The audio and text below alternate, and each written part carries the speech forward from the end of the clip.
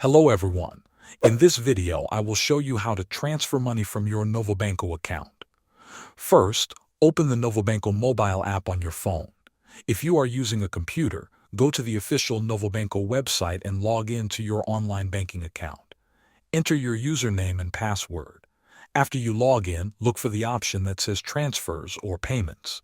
Tap or click on it. Now choose the type of transfer you want to make. You can select a national transfer, an international transfer, or a transfer between your own accounts. Next, enter the details of the person or account you want to send money to. You will need the beneficiary name and the IBAN number. Make sure you type the IBAN correctly to avoid errors. Then, enter the amount of money you want to transfer. You can also add a description or reference if needed. Before you continue, review all the information on the screen. Check the name, the IBAN, and the amount. If everything is correct, confirm the transfer. The app may ask you to approve the transaction using a security code or fingerprint. Once confirmed, you will see a message that the transfer was successful. Thanks for watching.